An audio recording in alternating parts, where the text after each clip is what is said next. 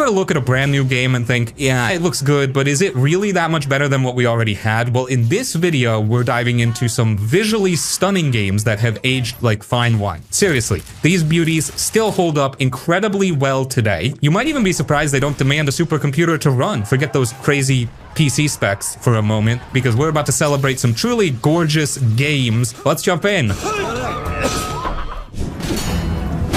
Rise, Son of Rome. A game that dropped back in 2013, but still looks like it could have launched last week. This was one of the Xbox One's big launch titles, and honestly, it felt like Crytek's way of flexing their muscles and saying, yeah, we can still push the limits of what games look like, and they absolutely did. The visuals in Rise are just absurdly good, even today. The way the Roman armor reflects the sunlight, the gritty detail in the cobblestone streets, the smoke and fire effects during sieges, it's all still jaw-dropping. And then you've got the facial animations. Seriously, go back and look at the characters during cutscenes. The emotion, the micro-expressions, the eyes, it was wildly ahead of its time. CryEngine wasn't messing around. Now, gameplay-wise, yeah, it caught some heat for being a bit repetitive, and fair enough. The combat didn't evolve much past stylish button prompts, but that's not really what made Rise special. It was the sheer atmosphere, the immersive presentation, and the wow factor that made your jaw drop when you saw it running for the first time.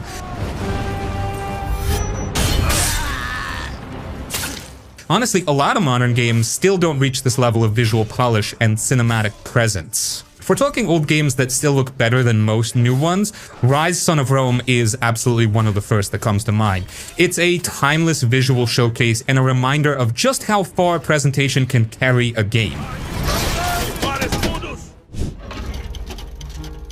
Batman Arkham Knight. Let's dive into Batman Arkham Knight, a game that still holds a place as one of the most visually impressive open-world titles ever made. Released in 2015, this was Rocksteady's final chapter in their Arkham series, and they absolutely went all out with it.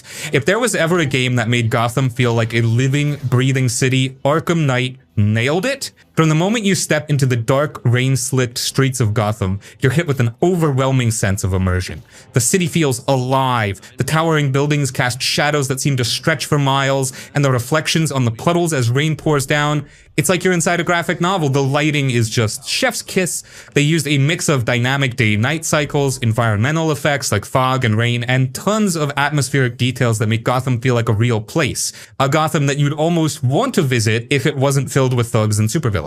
Let's talk about the character models for a second. Batman himself looks incredible. The detail in his suit, the way his cape flows, and how the shadows interact with his armor make him look like he just stepped out of a comic book page. And then there's the other characters, from Harley Quinn to the Arkham Knight himself. Every face is incredibly detailed, and you can almost feel the tension in their expressions. Now, the Batmobile. Oh man. The Batmobile in Arkham Knight was a game changer for the series, and it looked just as good as it handled. The way it seamlessly integrated into the environment, zooming through the city streets and tearing through barricades, made it feel like a true extension of Batman's arsenal.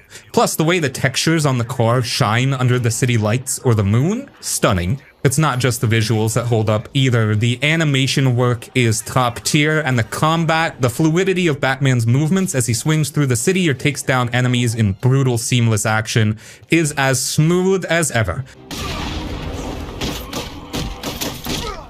The level of polish in Arkham Knight is insane, and it's the kind of game you go back to just to see how much detail went into it. Sure, there were some criticisms about the Batmobile sections feeling repetitive, but visually, it's hard to beat the level of fidelity this game brought to the table back in 2015, and even today, it still holds up as one of the best-looking superhero games out there. Jim, we've got a way to find out where Crane... Uncharted 4. One of those games that made you stop and think, this is what next-gen gaming looks like. Released in 2016, it was a masterpiece in every way, both as a swan song for the PlayStation 4 and as one of the best-looking games of its generation. From the very first moment, Uncharted 4 pulls you in with its stunning visuals. The level of detail in this game is absolutely insane. Every rock, every tree, every piece of clothing feels meticulously crafted. The game takes you to some of the most breathtaking places places on Earth, lush jungles, sun-drenched beaches, and crumbling ruins that feel like they've been around for centuries.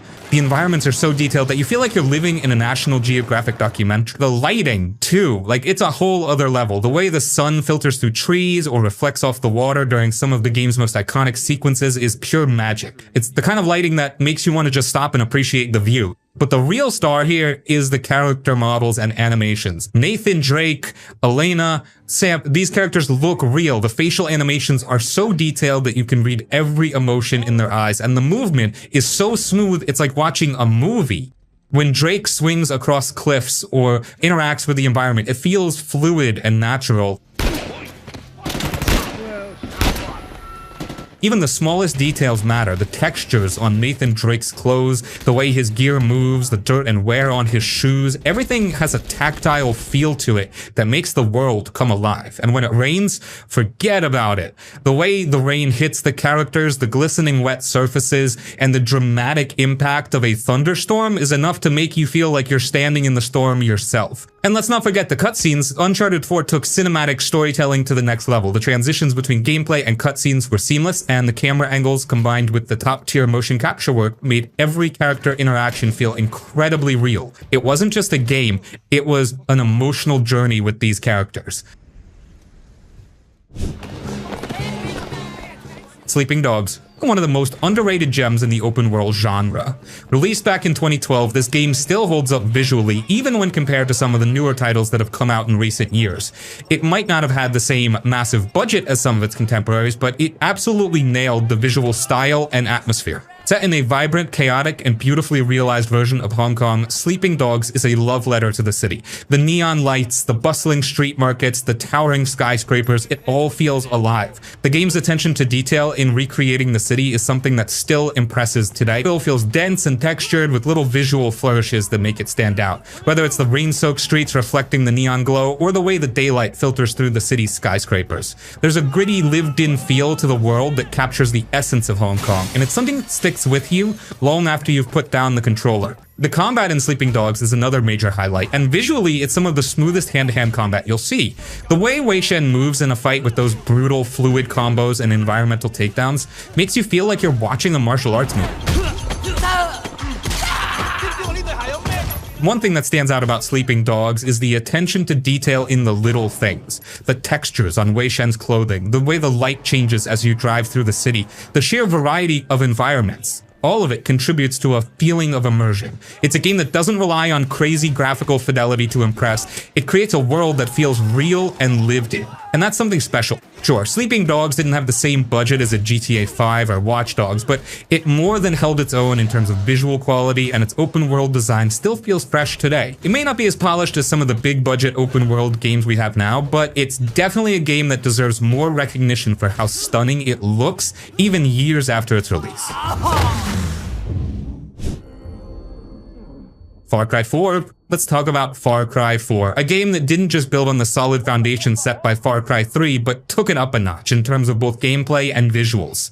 Released in 2014, this game brought players to the fictional Himalayan region of Kirat, a place that looks like it's been plucked straight out of a postcard, and it still looks fantastic today. The environments in Far Cry 4 are just gorgeous, with towering snow-capped mountains, lush forests, and vibrant, colorful villages. The game absolutely nails the sense of scale. When you're standing on a cliff looking down at the vast, sprawling landscapes below, you feel like you're part of this massive, living world. The visual variety here is insane too. You've got dense jungles, rugged mountains, and serene lakes, all designed with such incredible detail that it never gets boring to just explore. And then there's the lighting. The way the sun peeks through the clouds during a mountain sunrise, or the way the shadows stretch across the landscape as day turns to night. It's the kind of thing that makes you want to pause and just take it all in. But what really sets Far Cry 4 apart visually is the way it handles the atmosphere. The game has a real sense of place, and that's thanks to its color palette, world building, and environmental story. Every corner of Kirat feels lived in, from the rundown temples to the military checkpoints scattered throughout the map.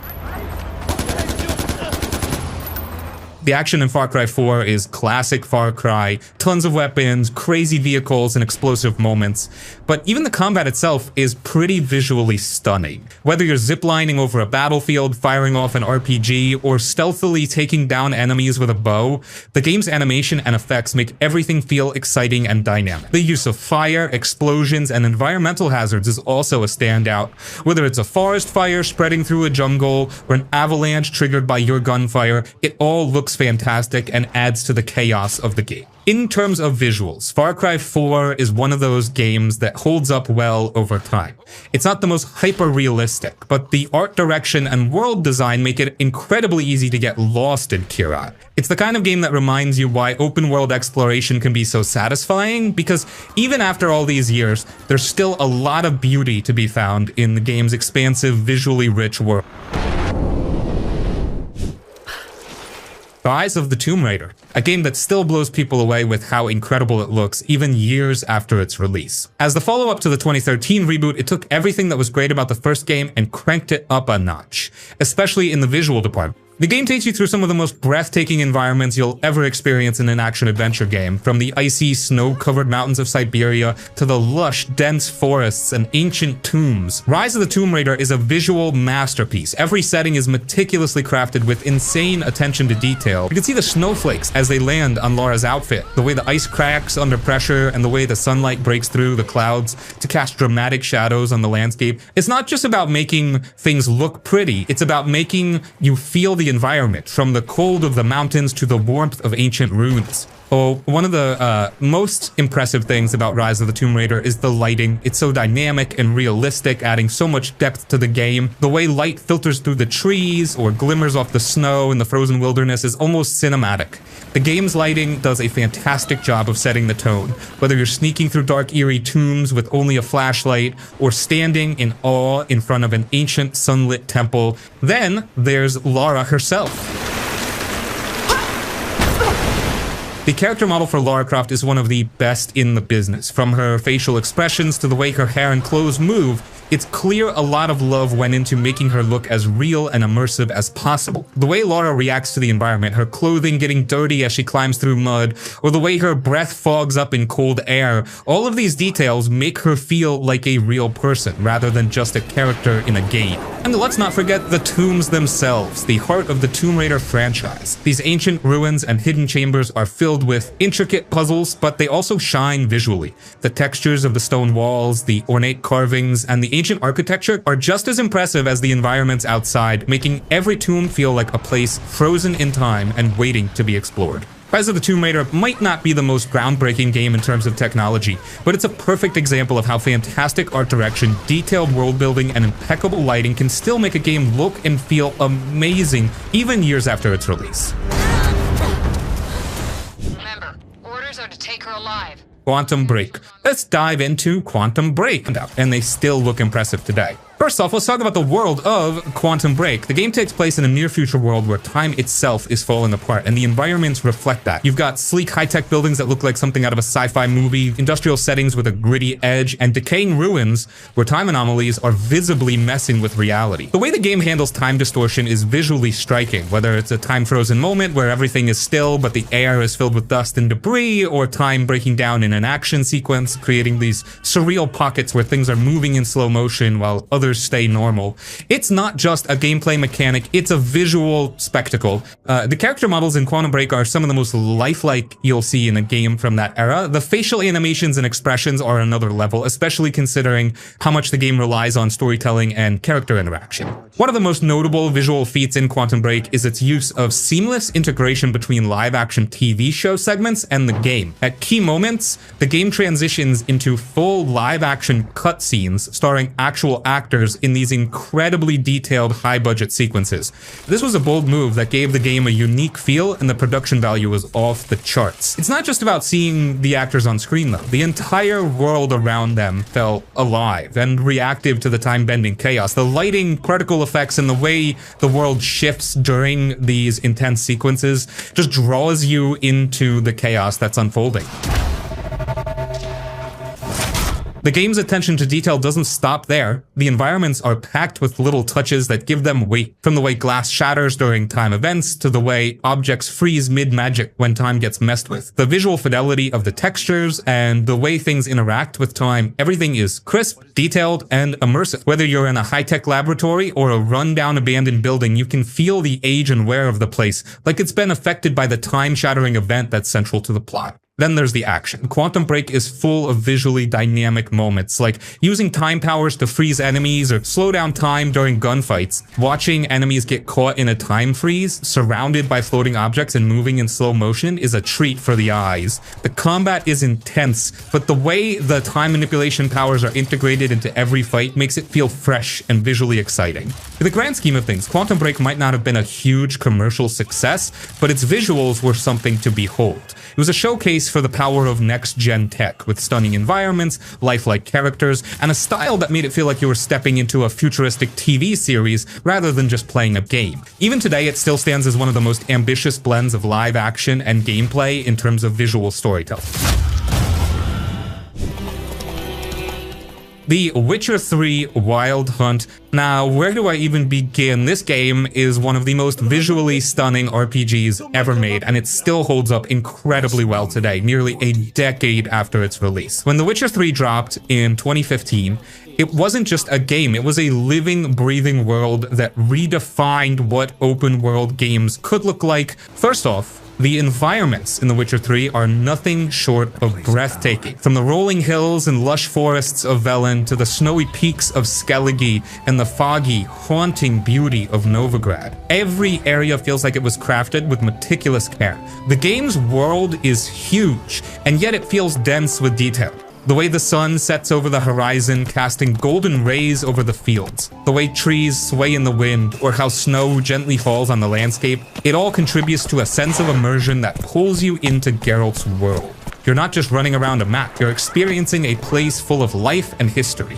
Every corner of the world has something new to discover, whether it's a hidden cave, a ruined fortress, or a village caught in the midst of a monster hunt. And then there's the lighting. The Witcher 3 excels in how it uses lighting to create atmosphere. Whether it's the vibrant, almost painterly light of a dawn in the countryside, or the dark, oppressive atmosphere of a storm rolling over a battlefield, the lighting constantly changes to match the mood of the scene. At night, when Geralt is riding Roach through the forest, the moonlight filtering through the trees makes everything feel a little more magical. The environmental effects like rain, fog, and thunderstorms further add to the world's depth. The beauty of the world changes as you move through it. Every season, every weather pattern, every shift in time of day makes the world feel different and alive. The character models in The Witcher 3 are some of the most detailed you'll find in an RPG. Geralt's weathered face, the scars, the graying hair, the intricate details in his armor, all of it adds up to a character who feels real and lived in. And let's talk about the monsters. The creatures in The Witcher 3 are one of its standout features, and the way they're brought to life visually is pure art. From the hulking, grotesque monsters you hunt in the wild, to the terrifying specters haunting the abandoned ruins. The game excels at making every encounter feel unique. The animations during these battles, especially the fluidity of Geralt's combat and the movements of the monsters, make the world feel dangerous and unpredictable. Whether you're fighting a pack of wolves or taking on a giant bear in the wilds, every battle feels like an intense visual spectacle. One of the most iconic visual moments of The Witcher 3 is when you enter the city of Novigrad for the first time. The scale of the city is staggering, with people walking through the streets, markets bustling with activity, and towering buildings in the background. It feels alive and lived in, with so much to explore and so many details that make it stand out. The game constantly surprises you with its world building. Whether you're standing on a cliff looking out at the ocean or wading through a swamp, there's always something that catches your eye. The level of detail here is insane. Here they are. Final Fantasy 15. Final Fantasy 15 marked a bold and ambitious departure from the long-running franchise's traditional turn-based mechanics and lush fantasy settings. Instead, it introduced an open-world experience, high-speed combat, and a more modernized world, and visually, it was a spectacle. Released in 2016, the game pushed the boundaries of what was possible in terms of visuals, blending modern technology with the series' signature fantasy elements to create a world that still looks stunning to this day. One of the first things you'll notice in Final Fantasy XV is the vast, sprawling, open world. The world of Eos is massive, and it's filled with so much detail that you can easily get lost exploring it. Whether you're driving around in the Regalia, a sleek convertible, or just walking through the fields with your friends, you'll constantly be awestruck by the landscapes. The lighting, especially during the day-to-night cycle, is breathtaking. The sunsets, simply magical. The way the world shifts as the sun sets behind the horizon or the stars begin to shine, these moments are visually mesmerizing, creating a world that feels alive and dynamic. The combat system in Final Fantasy XV is fast-paced and fluid, and the way it's visually represented on screen is incredible. Combat feels intense, and the effects are dramatic. From the dazzling magic spells that light up the screen to the smooth weapon switching and chain attacks, the action is visually dynamic and keeps you on your toes. The animations during battles are some of the most polished in the franchise, and the fluidity of movement as Noctis teleports around enemies or slices through them with his sword is a real treat to watch. Another standout is the sheer amount of detail in the game's environments. Final Fantasy XV is packed with tiny visual flourishes that really elevate the experience. The way characters interact with their surroundings, like Noctis leaning against a car or relaxing by a campfire, makes the world feel lived in and immersive. The vehicles, especially the Regalia, are designed with a level of detail that makes them look like real functioning cars. The changing weather, from thunderstorms to clear skies, further adds to the visual richness of the world. The rain, for example, creates a beautiful reflection on the ground, and the puddles that form give the environments a sense of realism. The game even has detailed day-to-night cycles, and you'll find that the world changes completely depending on the time of day. The sheer scale of the game's world is also worth mentioning. When you climb to the top of a mountain or stand on a high cliff and look out over the landscape, it's easy to get lost in the view. The way the world stretches out in front of you with distant cities and areas waiting to be explored is awe-inspiring. The level of detail in the sky is also worth noting. The sunsets, the stars, and the way clouds move across the sky all add to the sense of wonder. Battlefield 1. Battlefield 1 took players back to the chaos of World War I, a setting that at the time felt fresh and immersive in a first-person shooter. Released in 2016, it didn't just stand out for its unique time period, it also pushed the limits of visual design and realism in the FPS genre. The game is a testament to how stunning visuals and meticulous attention to historical detail can come together to create an unforgettable experience. From the moment you step into the game, you're hit with jaw-dropping landscapes. The environments in Battlefield 1 are nothing short of beautiful, despite the brutal and war-torn backdrop. Whether you're fighting through the muddy trenches of the Western Front, charging across the desert sands of the Sinai Peninsula, or navigating the snow-covered fields in the Italian Alps, every map is filled with intricate details that make you feel like you're truly part of the historical conflict.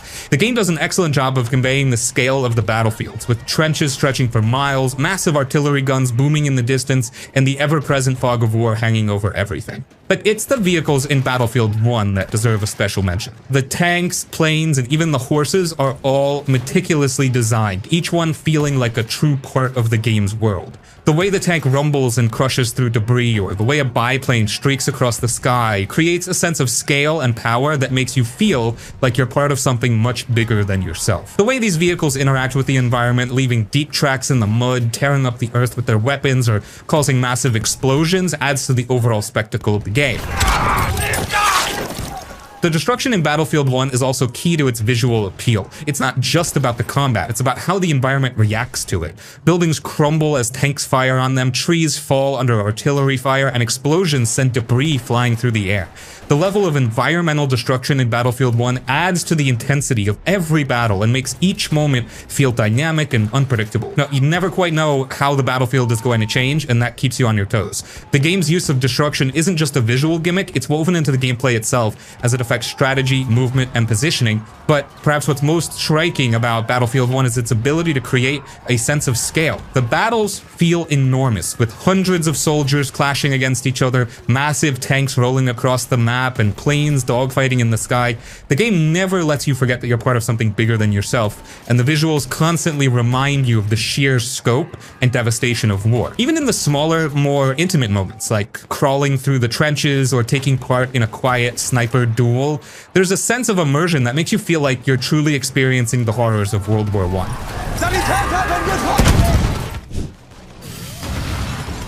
Infamous Second Son This Winter Games Next Gen of games was a big deal when it dropped in 2014, especially for PS4 owners. It wasn't just the first Infamous game to make the jump to Next Gen, it was a true showcase of what the new hardware could do. The game's visuals were a major highlight with stunning open world environments and incredible character details. Even today, the game still looks great. First off, the city of Seattle in Second Son is gorgeous.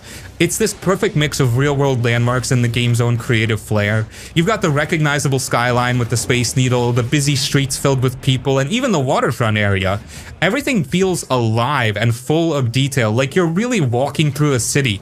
And the best part? It changes with the time of day and the weather. During the day, the city's lit up with clear skies and sunshine. At night, the neon signs and lights come alive, and Seattle's nightlife totally shines through. It makes the city feel like its own character, always evolving and offering something fresh. The lighting is another thing that stands out. Whether it's the sunlight filtering through the clouds or the electric glow of neon signs at night, the game nails how lighting sets the mood. The city's always changing, but the way the light hits different spots, like when the sun sets behind the mountains, is just beautiful. It's the kind of thing that makes you want to pause the game for a second and take it all in. Let's talk about the main character, Delsin Rowe. He's a pretty cool guy to control, and he's designed really well. He's not just a walking, talking character. His animations are smooth and believable. Whether he's running through the city or using his powers, you can see the effort the developers put into making him feel real. And speaking of powers, Delsin's abilities are awesome to look at. You've got smoke, neon, video, and concrete powers, and each one comes with its own visual flair. The neon powers are especially fun. The trails of light Delsin leaves behind as he speeds around the city look super cool, especially at night when everything around him is glowing.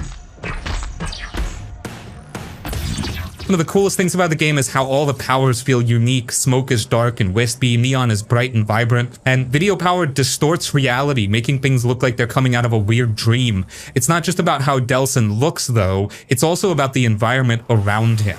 You see the world reacting to what he's doing. If you're tearing through the city using concrete powers, you'll see the ground crack and change as you do it. If you're blowing stuff up, the environment shows those changes. It's satisfying to see how your actions leave a mark on the world. The game's destruction mechanics are also impressive. When you're in the middle of a fight and blowing stuff up, it's not just about the action. It's about how everything around you falls apart. Buildings crumble, walls get blasted apart, and things explode in a way that makes you feel like you're really causing chaos. It adds so much to the thrill of the action and makes the world feel more dynamic. Even though the game's all about superpowers and taking down bad guys, it doesn't lose sight of the details that make the world feel alive. The way Delsin interacts with his environment, whether it's climbing walls, jumping off ledges, or just chilling by a campfire with his friends, adds a real sense of immersion. The character movements are smooth, and every small detail helps build the world. When you look at Infamous Second Son as a whole, it's clear the game was a true showcase for the PS4's capabilities. It wasn't just about the graphics being pretty, it was about making the world feel real, with everything from the lighting to the characters, the powers, and the city around you all coming together to create something awesome. Even after all these years, it still holds up as a visually impressive game. The Order 1886. The Order 1886 came out in 2015 and really wowed people with its visuals. It might not have been the most well-loved game when it comes to gameplay or story, but when it comes to graphics, this game was top-notch. Set in a cool alternate history version of Victorian London, the game gives you this dark steampunk vibe that really makes the world feel alive. First thing you'll notice is the environment. The city of London looks amazing. The streets are filled with old-school cobblestones, gas lamps, and steam-powered machines. It's like stepping into an old-timey world with a twist. The way the city's lit up at night is one of the standout features. You've got these foggy streets with dim lighting, making everything feel mysterious and cinematic. During the day, it has this gloomy but beautiful atmosphere, and at night it's almost magical with all the street lights glowing in the fog. It really makes you feel like you're in another time. Lighting plays a big part in how everything looks. The way light and shadows fall on the environment really adds to the mood. If you're walking down a dark alley, the flicker of a lantern gives you just enough light to see, but everything else is shrouded in mystery. It's all about that dramatic, movie-like atmosphere. The fog, the lights, and the shadows all come together to give you this really immersive, cinematic feel. And then you've got the characters. The main character, Galahad, and everyone else in the game looks so lifelike. Their facial animations are some of the best I've seen, especially for a game from 2015. When they talk, you can see every little movement on their face, every eyebrow raise, every twitch. It makes the interactions feel real, like you're watching a movie, not just playing a game. It's not just about how they look either. The way they move is smooth and natural, like the game's paying attention to all the little detail. And then of course there's the action. The weapons in the Order 1886 are unique and cool. You've got these steampunk style guns like the arc rifle and thermite gun that look crazy, but they also fit perfectly with the time period. When you use them, you get this awesome visual effect. You can actually see the power and impact of the shots, like when electricity crackles out of the arc rifle, or when thermite burns through metal. Every weapon feels powerful and satisfying to use, and it all looks amazing on screen. On top of that, the environments change as you play. The destruction in the game is impressive too. When you're in a fight, things get blown up, walls are torn down, and everything falls apart. It's not just about fighting, it's about how everything around you reacts to what's going on. The game's world feels like it's evolving and changing as you cause chaos, and it all looks pretty cool. Overall, The Order 1886 is a beautiful game, even if it didn't blow everyone away with its story or gameplay. But if you're into games that look like a movie, this one is a gem. The lighting, the character models, the set design, and the smooth transitions between gameplay and cutscenes are all top tier. It may not have been a huge hit for everyone, but visually, it's a game that still holds up. Assassin's Creed Unity. Assassin's Creed Unity was a massive leap forward for the Assassin's Creed series in terms of visuals. When it dropped in 2014, it was clear from the very first trailer that Ubisoft had poured a lot of effort into making the game's world feel as real and immersive as possible. Set during the French Revolution, the game's Paris is stunning, and it's one of those open world cities that you can easily get lost in, both literally and because it's just so cool to explore all options.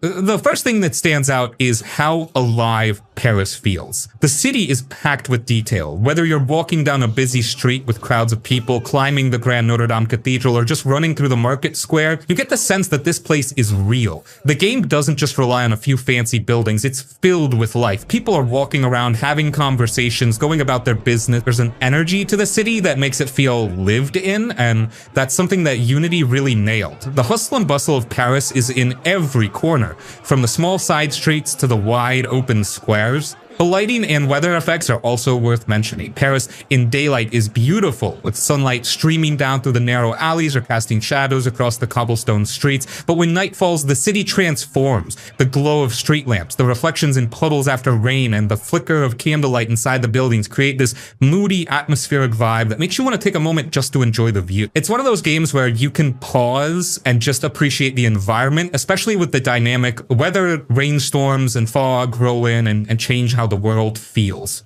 The animations in Unity are incredibly smooth too, whether it's parkour, combat, or just running around the city, everything flows naturally. The parkour system, which is a big part of the Assassin's Creed gameplay, has never felt so fluid. You can zip from rooftop to rooftop, leap off buildings and scale walls without any jarring interruptions. Everything feels connected and it all flows seamlessly. The combat is also a step up with more fluid animations and better responsiveness. Whether you're in a one-on-one fight or a massive crowd of enemies, the action looks smooth and exciting. The level of detail in Unity is honestly mind-blowing, especially when you climb the Notre Dame Cathedral or any of the iconic landmarks in Paris. These buildings aren't just backdrops, they're fully realized. You can climb every nook and cranny of them, and the textures are sharp enough to make you feel like you're really there. The architecture, the stained glass windows, the intricate stonework, it's all beautifully rendered. And the attention to detail doesn't stop with the big landmarks. Even the smaller buildings have character, with their unique rooftops, window shutters, and ivy creeping up the walls. Dying Light Dying Light is one of those games that just feels good to play. It's got that perfect mix of open world exploration, intense zombie survival, and smooth parkour that really makes it stand out. Even though it came out in 2015, it still looks amazing, especially when you're running across rooftops, looking down at the city below. First things first, the world. The city of Haran is like a character in itself. It's an open world full of abandoned buildings, overgrown streets, and areas you'll want to explore. The way the environment is designed really makes you feel like you're living in a world that's been taken over by the apocalypse. You've got the whole rundown post-chaos vibe, vines creeping up the sides of buildings, broken down cars scattered around, and debris everywhere. It's a city on the edge and it feels real. But what really sets Dying Light apart is the parkour. You'll spend a lot of time jumping, climbing, and sliding your way through the city, and it's super satisfying. The movement system is smooth as butter, whether you're scaling a building or leaping over obstacles.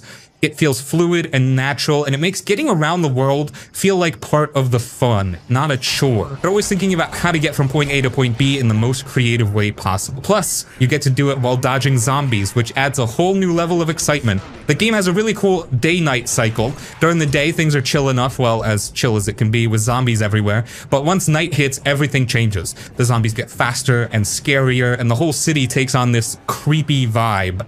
The lighting in the game is a huge part of that. During the day, the sun gives the city a warm, almost peaceful look, but when night falls, it's all shadows, darkness, and the occasional flicker of a street lamp. It really cranks up the tension, especially when you're trying to sneak around and avoid getting spotted by the nastier zombies. The character models in Dying Light are also pretty solid. The zombies themselves are gross in the best way possible. Each one has its own look and feel, from the normal shamblers to the creepy special ones. It's all about that visceral combat. Whether you're smashing zombies with a crowbar or chopping them down with a machete, the physics are satisfying too, and every swing feels heavy. You can actually feel the weight behind each hit, which makes the action pretty fun. The world is also pretty dynamic. Things change as you play, whether it's a new weather effect rolling in or the zombies taking over a certain part of the city. There's always something happening. It keeps the game feeling fresh, and you never really know what's coming next. And as you level up, you unlock new abilities and gear, making you feel stronger and more ready to take on whatever the game throws at you. It's that constant progression that keeps you hooked. But honestly, what really makes Dying Light stand out is the sense of freedom. The game gives you a ton of ways to approach things. You can take the sneaky route, parkour your way past zombies, or go all out and fight your way through. It's your choice, and the game lets you play it how you want. All in all, Dying Light is a blast. The parkour, the creepy atmosphere, the day-night cycle, everything just comes together to make a world that's fun to explore and intense to survive in. And while the visuals may have been impressive back in 2015, they still hold up today, especially when you're scaling buildings or running away from a horde of zombies at night. It's one of those games that's just a good time, and it's definitely worth checking out if you haven't yet. Mafia 2. Mafia 2 takes you back to the 1940s and 50s, letting you live the life of Vito Scaletta, a guy who's just trying to make a name for himself in the world of crime. The game dropped back in 2010, but even now it still looks and feels amazing, especially when it comes to how the world is built. First, let's talk about the city of Empire Bay. It's like stepping right into a mob movie. The world is full of cool details, from the classic cars to the buildings, and the music that blasts out of the radios is pure 40s and 50s. You really get a sense of the time period, and the way the game nails the atmosphere makes it easy to get lost in. The lighting is gorgeous too. The city looks warm and golden in the daytime, and at night it takes on this moody vibe with neon lights flickering on the streets. Driving around the city isn't just a way to get from one mission to the next, it's an experience. The cars feel like they belong in this world, and you can actually enjoy just cruising around listening to the radio. Then there's Vito. His story is a big draw in Mafia 2. He comes back from World War II and gets pulled deeper into the mob world. Why you boys? Come on, help me out, or we're gonna die here. The narrative is classic mob drama: loyalty, betrayal, ambition, all that good stuff. It's not all action either. There's a real focus on character development, so you get attached to Vito and the people around him. The gameplay's pretty solid. You'll spend a lot of time shooting and sneaking around, and the cover system makes the gunplay pretty fun.